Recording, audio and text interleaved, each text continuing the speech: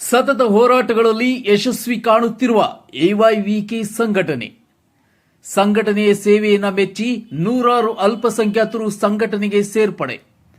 ಅರ್ಥಪೂರ್ಣವಾಗಿ ಸಂವಿಧಾನ ಸಮರ್ಪಣಾ ದಿನವನ್ನು ಆಚರಿಸಿದ ಮುಸ್ಲಿಂ ಬಾಂಧವರು.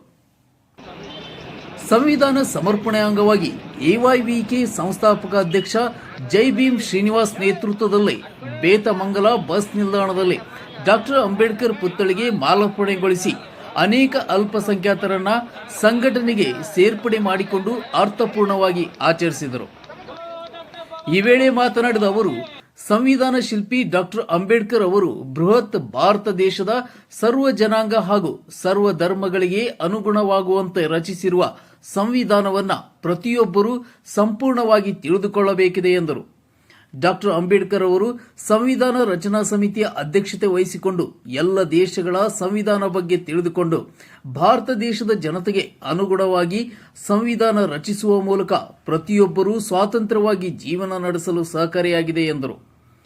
ನಮ್ಮ ಎವೈವಿಕೆ ಸಂಘಟನೆಯು ಆರಂಭದ ದಿನಗಳಿಂದಲೂ ಯಾವುದೇ ಜಾತಿಗೆ, ಪಕ್ಷಕ್ಕೆ ಸೀಮಿತವಾಗದೆ ಅನ್ಯಾಯಕ್ಕೆ ಒಳಗಾದವರ, ದೌರ್ಜನ್ಯಕ್ಕೆ ಒಳಗಾದವರ, ಶೋಷಿತರ, ದೀನದಲಿತರ ಪರವಾಗಿ ಧ್ವನಿ ಎತ್ತಿ ಅವರಿಗೆ ಅದರ ಫಲವನ್ನು ಕೊಡಿಸುವಲ್ಲಿ ಯಶಸ್ವಿಯಾಗಿದ್ದು, ಬೇತಮಂಗಲದಲ್ಲಿ 50%ಕ್ಕೂ ಅಧಿಕ ಯುವಕರು ನಮ್ಮ ಸಂಘಟನೆಗೆ ಸೇರ್ಪಡೆಯಾಗಿ ಆದೇಶ ಪತ್ರಗಳನ್ನು ಪಡೆದುಕೊಂಡಿದ್ದಾರೆಂದು ತಿಳಿಸಿದರು.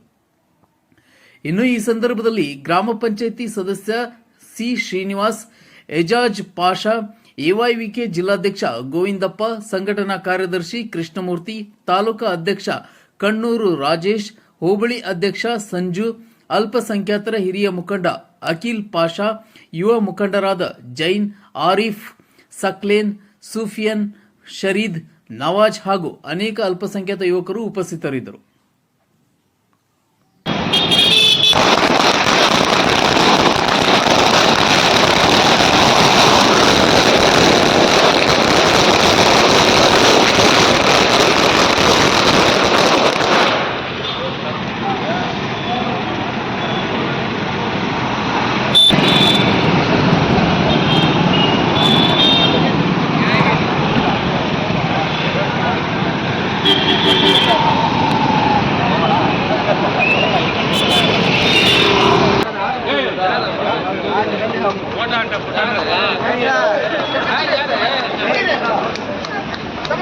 डॉक्टर बाबा साहेब अंबेडकर ಅವರಿಗೆ डॉक्टर बाबा साहेब अंबेडकर ಅವರಿಗೆ ಟಿಪ್ಪು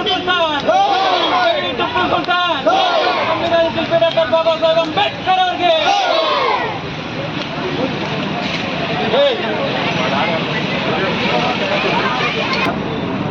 ದೇಶದ ಸಮಸ್ತ ಜನತೆಗೆ ನವೆಂಬರ್ 26 ಸಂವಿಧಾನ ದಿನಾಚರಣೆಯ ಎಲ್ಲರಿಗೂ ಶುಭಾಶಯಗಳು. ಇವತ್ತೇನು ಅಂಬೇಡ್ಕರ್ ಯುವ ವೇದಿಕೆ ಕರ್ನಾಟಕ ಸಂಘಟನೆಯ ಎಲ್ಲ ಕಾರ್ಯಕರ್ತರಾಗಿರ್ಬೋದು ಮತ್ತು ಎಲ್ಲ ದಲಿತ ಸಂಘಟನೆಗಳ ವತಿಯಿಂದ ಇವತ್ತೇನು ಬೇತಮಂಗಲದಲ್ಲಿ ಅಂಬೇಡ್ಕರ್ ಪ್ರತಿಮೆ ಮುಂಭಾಗದಲ್ಲಿ ಒಂದು ನವೆಂಬರ್ 26 ಸಂವಿಧಾನ ದಿನಾಚರಣೆ ಆಚರಣೆ ಮಾಡ್ತಾ ಇದ್ದೀವಿ. ಯಾಕಂದರೆ ವಿಶ್ವದ ಬೆಳಕು ಭಗವಾನ್ ಬುದ್ಧ, ಭಾರತ ದೇಶದ ಬೆಳಕು ಡಾಕ್ಟರ್ ಬಾಬಾ ಸಾಹೇಬ್ ಅಂಬೇಡ್ಕರ್ ಅವರು. ಅದೇ ರೀತಿಯಾಗಿ ಸ್ವಾತಂತ್ರ್ಯ ಹೋರಾಟಗಾರರಲ್ಲಿ ಪ್ರಮುಖ ಪಾತ್ರ ವಹಿಸಿದಂಥ, ಸ್ವಾತಂತ್ರ್ಯಕ್ಕೋಸ್ಕರ ಹೋರಾಟ ಮಾಡಿರುವಂತಹ ಟಿಪ್ಪು ಸುಲ್ತಾನ್ ಆಗಿರ್ಬೋದು, ಜೊತೆಗೆ ಲಕ್ಷಾಂತರ ಕೋಟ್ಯಾಂತರ ಜನ ಬದುಕ್ತಾ ಇರುವಂತಹ ನಾಡಪ್ರಭು ಕೆಂಪೇಗೌಡರು ಆಗಿರ್ಬೋದು, ಜೊತೆಗೆ ಜಾತಿಯನ್ನು ಹೋಗಲಾಡಿಸ್ಬೇಕಂತ ಹೇಳ್ಬಿಟ್ಟು ಕನಕದಾಸರಾಗಿರ್ಬೋದು, ಎಲ್ಲರ ಸಿದ್ಧಾಂತಗಳನ್ನ ಅಳವಡಿಸಿಕೊಂಡು ಇವತ್ತೇನು ಕಾನೂನು ಚೌಕಟ್ಟಿನಲ್ಲಿ ನಾವೆಲ್ಲರೂ ಸಹ ಬದುಕ್ತಾ ಇದ್ದೀವಿ. ಅದಕ್ಕೆ ಪ್ರಮುಖವಾಗಿ ನಮಗೆ ಕೊಟ್ಟಿರುವಂತಹ ಡಾಕ್ಟರ್ ಬಾಬಾ ಸಾಹೇಬ್ ಅಂಬೇಡ್ಕರ್ ಕೊಟ್ಟಿರುವಂತಹ ಸಂವಿಧಾನದ ಅಡಿಯಲ್ಲಿ ನಾವೆಲ್ಲರೂ ಸಹ ಬದುಕ್ತಾ ಇದ್ದೀವಿ. ಯಾಕಂದ್ರೆ ಇಲ್ಲಿ ಯಾವುದೇ ಧರ್ಮ ಇಲ್ಲ, ಜಾತಿ ಇಲ್ಲ.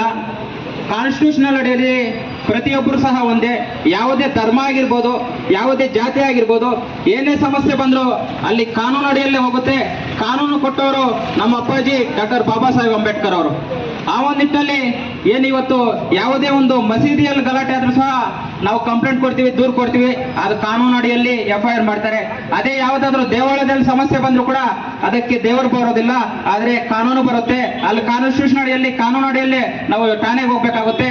ಜೊತೆಗೆ ಯಾವುದೇ ಚರ್ಚಲ್ಲಿ ಸಮಸ್ಯೆ ಬಂದ್ರು ಕೂಡ ಅಲ್ಲಿ ಸಹ ಸಮಸ್ಯೆ ಆದ್ರೆ ಬಂದು ಠಾಣೆಯಲ್ಲಿ ದೂರು ಕೊಡ್ತಾರೆ.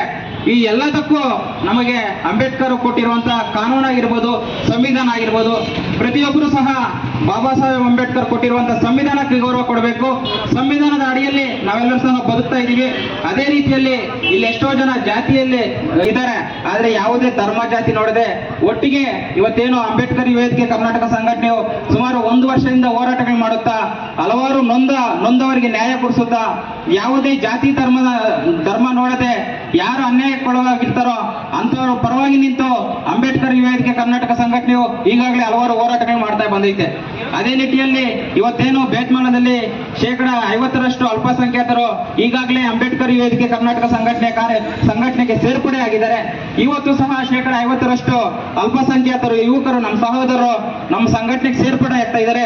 ಸೇರ್ಪಡೆ ಆಗ್ತಿರೋ ಉದ್ದೇಶ ಅಷ್ಟೇ, ಅಂಬೇಡ್ಕರ್ ವೇದಿಕೆ ಕರ್ನಾಟಕ ಸಂಘಟನೆಯು ಮಾಡುತ್ತಿರುವ ಕೆಲಸಗಳಾಗಿರ್ಬೋದು, ಯಾರಿಗೆ ಅನ್ಯಾಯ ಆದ್ರೂ ಕೂಡ ಅದರ ಪರವಾಗಿ ನಿಂತು ಅವ್ರಿಗೆ ನ್ಯಾಯ ಕೊಡಿಸುವಂತ ಕೆಲಸ ನಮ್ಮ ಸಂಘಟನೆ ಮಾಡ್ತಾ ಐತೆ. ಸಂಘಟನೆಗೆ ಸಾವಿರಾರು ಇರ್ಬೋದು, ಆದ್ರೆ ಸಾವಿರಾರು ಹೋರಾಟಗಳು ಮಾಡಿದ್ರು ಕೂಡ ಅದಕ್ಕೆ ನ್ಯಾಯ ಸಿಗ್ಬೇಕಲ್ವಾ? ನ್ಯಾಯ ಸಿಕ್ಕರೇನೆ ಅದಕ್ಕೆ ನಮ್ಮ ಸಂಘಟನೆ ಕಟ್ಟಿರೋದಕ್ಕೆ ಒಂದು ಬೆಲೆ ಇರುತ್ತೆ, ಜೊತೆಗೆ ಹೋರಾಟ ಮಾಡಿರೋದಕ್ಕೆ ಒಂದು ಬೆಲೆ ಇರುತ್ತೆ.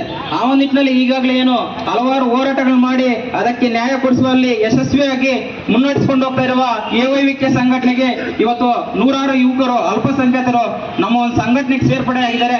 ನಿಜಕ್ಕೂ ಇದು ಖುಷಿ ಪಡುವಂತ ವಿಚಾರ. ಯಾಕಂದ್ರೆ ಇವತ್ತು ಸಂವಿಧಾನದ ದಿನಾಚರಣೆ ಅಂಗವಾಗಿ 26ನೇ ತಾರೀಕು ಇವತ್ತು ಎಲ್ಲರೂ ಸಹ ನಮ್ಮ ಸಂಘಟನೆಗೆ ಸೇರ್ಪಡೆ ಆಗಿದ್ದಾರಲ್ಲ, ಇದು ನಾವು ಇನ್ನೂ ಬಲ ಕೊಟ್ಟಂಗೆ ಆಗುತ್ತೆ. ಇನ್ನು ಮುಂದಿನ ದಿನಗಳಲ್ಲಿ ಕೂಡ ಹೆಚ್ಚಿನ ಮಟ್ಟದಲ್ಲಿ ಅಂಬೇಡ್ಕರ್ ವೇದಿಕೆ ಕರ್ನಾಟಕ ಸಂಘಟನೆ ಹೋರಾಟಗಳು ಮಾಡುತ್ತಾ ಯಾವುದೇ ಜಾತಿ ಧರ್ಮ ನೋಡದೆ ಎಲ್ಲಾ ಕಾರ್ಯಕರ್ತರು ಸಹ ನಮ್ಮ ಸಂಘಟನೆಗೆ ಸೇರ್ಪಡೆ ಮಾಡಿಕೊಂಡು ಕಾನೂನು ಚೌಕಟ್ಟಿನಲ್ಲಿ ಹೋರಾಟ ಮಾಡುವಂತ ಕೆಲಸ ನಮ್ಮ ಸಂಘಟನೆ ಮಾಡ್ಕೊಂಡು ಬರುತ್ತೆ. ಮತ್ತೊಂದ್ಸರಿ ಏನು ನವೆಂಬರ್ 26ಕ್ಕೆ ಏನು ಸಂವಿಧಾನ ದಿನಾಚರಣೆ ಎಲ್ಲರಿಗೂ ಸಹ ಶುಭಾಶಯಗಳು ಹೇಳುತ್ತಾ ನಾನು ಮಾತನ್ನು ಮುಗಿಸ್ತಾ ಇದ್ದೀನಿ. ಎಲ್ರಿಗೂ ಜೈ ಭೀಮ್.